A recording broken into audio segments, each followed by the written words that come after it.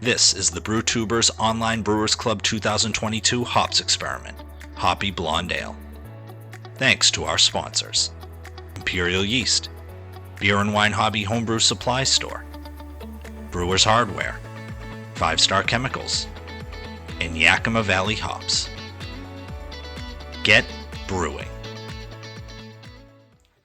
Hey guys, welcome back. Chris again from Burgles Brewing, and today I got video number 2 in the Brewtubers Hop Experiment, the Hoppy Blonde Ale. Today I got Mike Transamguy is brewing his beer today. This is the Citra LupoMax.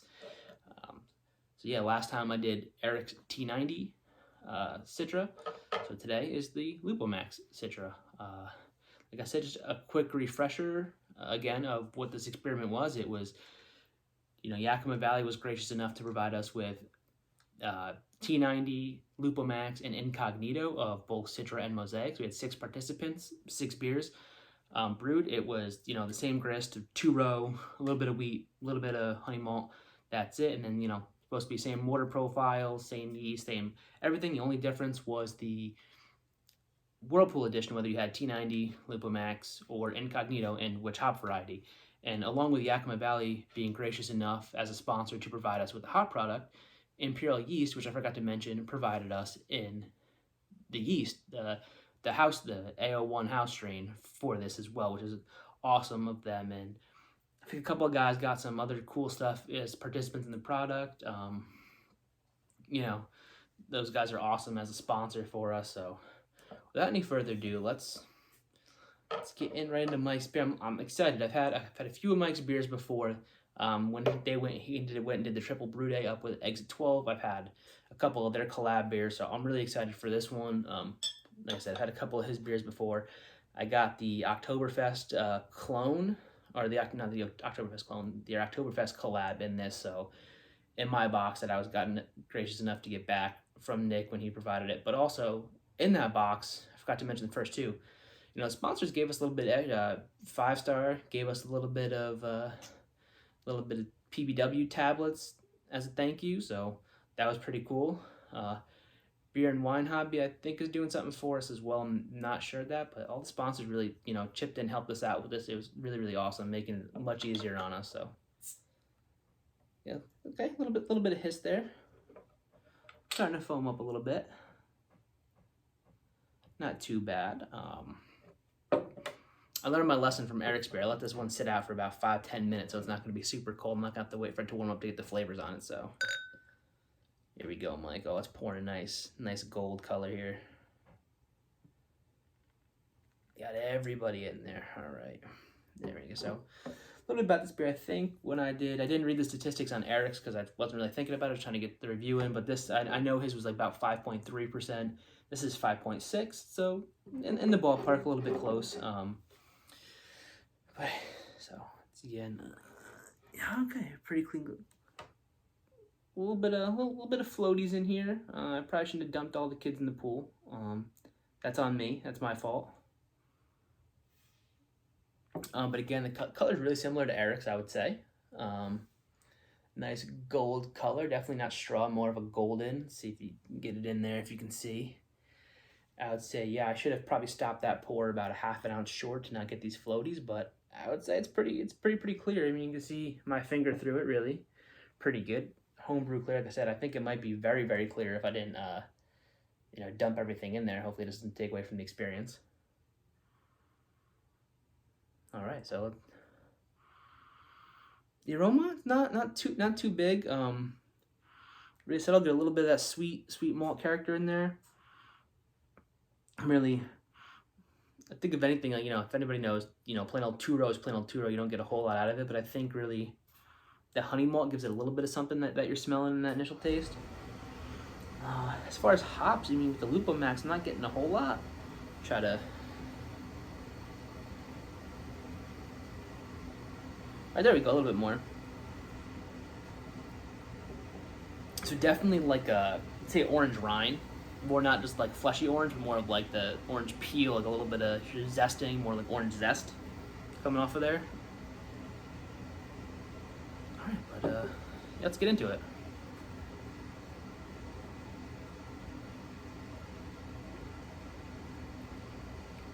Oh, that's really nice. Off the bat, there is, as far as I can tell, zero bitterness in this.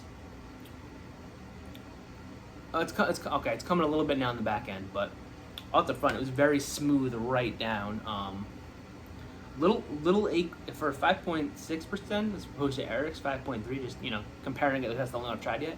A little aqueous, I would say. It's not a little lighter, not so much body. This did finish at 10.07, so that might have something to do with it.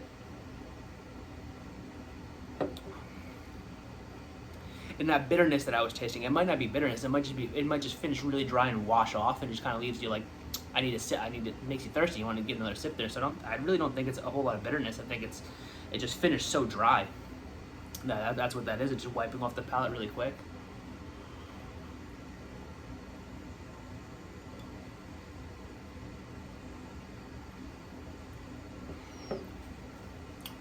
So I'm definitely right off the bat noticing the difference in the T90 versus the LupoMax in the vegetal quality. Like 8 ounces in a blonde ale that Eric used to get up to the same IBUs that we would use for LupoMax and that had a good amount of, I call it what I perceive as like a dank, earthy, kind of like a diesel character, and I got a lot of that in Eric's. That, I mean, I did get some citrus and a little bit of passion fruit in there as well, but I definitely noticed that dank. It wasn't catty Citra like I've had before, but it's definitely like a danky, earthy, more like a mosaic type dankness. But this doesn't have any of that. It's just it's sweet, almost like, no, sweet's not really a flavor, but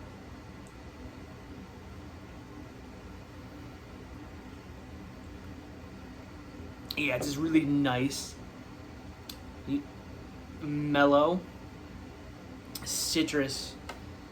I get more a citrus, and this is probably more of like a, not grapefruit, definitely more of like an orange citrus backed by a nice light tropical. And I'm not sure on the tropical fruit, but it's just kind of nicely, just a nice back note in there. But I get citrus right off the front.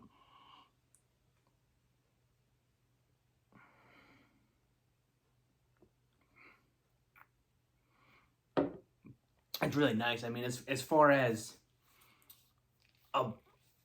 just again, the two I've had so far, as far as a blonde goes, super drinkable, super crushable. I think this fits blonde more than Eric's. Eric's drink more like a pale ale, and this drink's more like a blonde.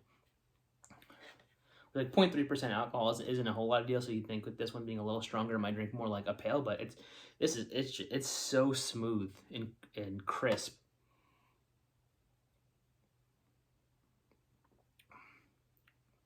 I don't know how much LupoMax Mike used in this. I would assume it was supposed to be the same IBU equivalent. It's supposed to be the same IBU equivalent to 8 ounces of T90, but bitterness is really, really low on it. It's really, really smooth. Hop character is much more subtle, but it's really nice. It's very, very nice. I'd say, yeah, the only flaw, and it's my bad, was pouring the whole bottle in there and getting some floaties in there. But that's me, because I mean they all use gelatin to find these. So like I said, if there was no floaties, I think you could see my face straight through this if you really wanted to. But it's not affecting the flavor. It's not affecting the aroma, mouthfeel. It's not doing any of that. So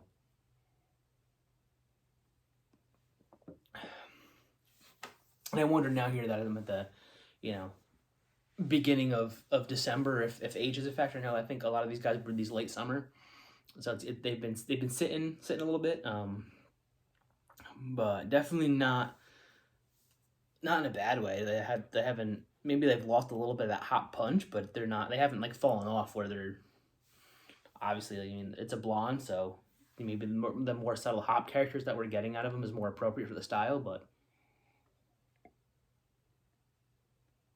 I'm sure Mike might agree too that, right off the tap when it was fresh, it had a more pop.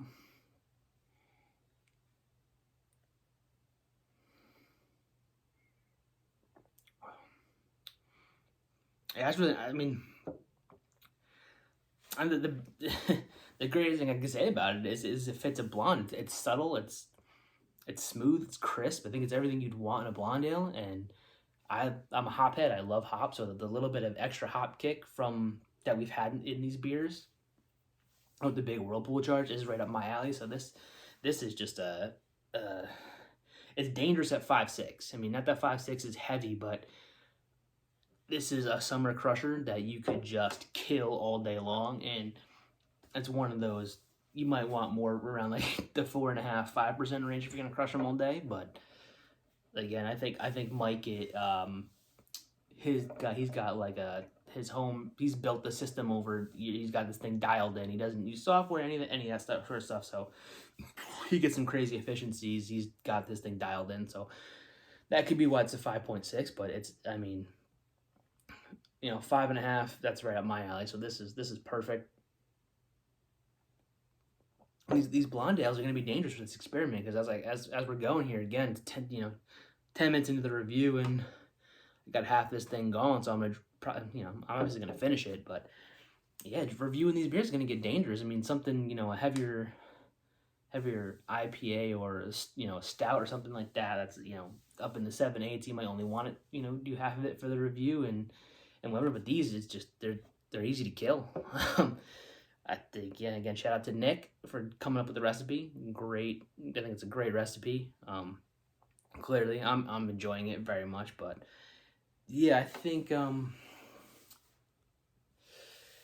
if I had to, we're supposed to like rank these. I think so far only 1 and 2. If I'm gonna go off of what fits a blonde ale more, I'd have to pick this. If I'm gonna go just off preference, I might pick Eric's, because it drinks more like a pale ale, and being the hophead that I am, I'm kind of a sucker for that dank character that I got out of his beer, along with the fruity. But I think you're